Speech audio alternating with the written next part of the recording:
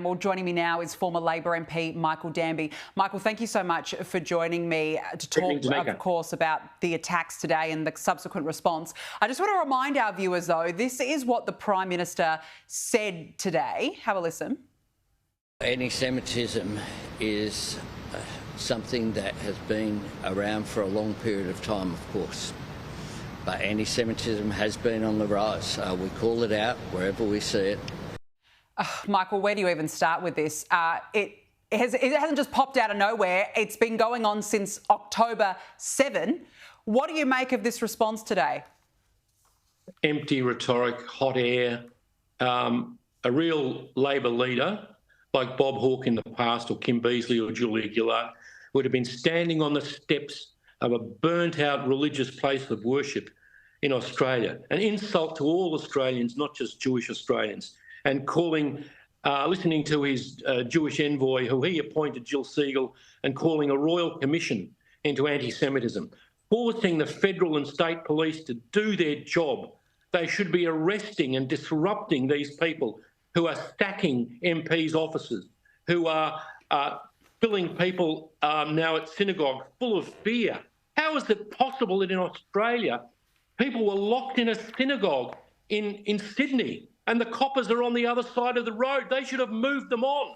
There should be a royal commission into the inaction of the security authorities and the police and the orchestrated activities of this anti-Australian, pro-Hamas group that is dominating our cities. It's got to stop, Danica. It does, and you're right. There were two people who were inside at the time. It is so lucky, Michael, that they managed to escape with minor injuries because, you know, where does this end? And I've got to play you this as well from former Labor Minister Mike Kelly. He issued a warning to the Prime Minister just 24 hours ago while speaking with Chris Kenny. Have a look at this. The government is putting at risk our national security here and our social cohesion. So I'd say to Albo, look, mate, reset your moral compass, stand up for something here. The community will reward you for that. And Michael, this was only 24 hours ago, just before this attack occurred. Is he right? Does the Prime Minister need to reset his moral compass, or is it too far gone now?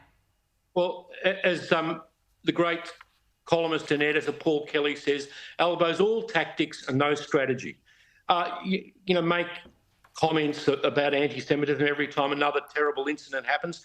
Do something, Albo. Have a plan. Work to it. Get Australians behind it. Get your colleagues behind it. Force Tony Burke to go out to those preachers in Western Sydney who are preaching anti-Semitism in their mosque and stand on the steps there and say, so far and no further. This is not Australia. We want you to stop it. And you could force the security authorities in both state and federal, who've been weak since the gas the Jews on the steps of Parliament House, that defamed all of Australia. It didn't just affect the Jews, Danica, you know that.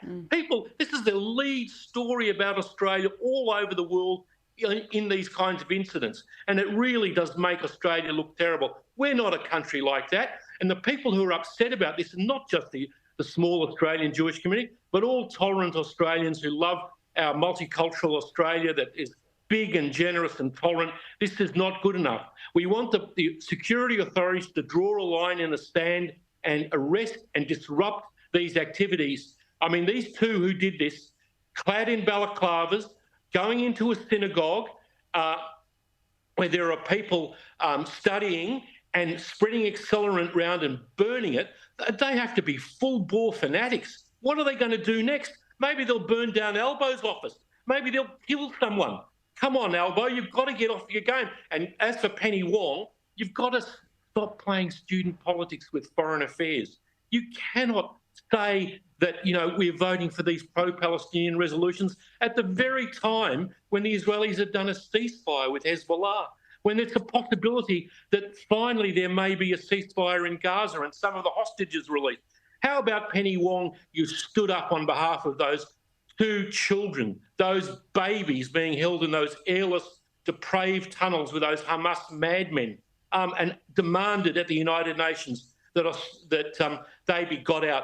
Australia would be paid attention to then, not just with this virtue signalling, politically correct, woke stuff that she goes on with, she and her government, on this and all other issues. Of course, your opinion polls are right, Danica. That shows you why this government is unpopular. It's not that Israel is a big issue for the average Australian, but they don't like all of these violent extremist types dominating our cities and threatening minorities and social cohesion in Australia. Enough.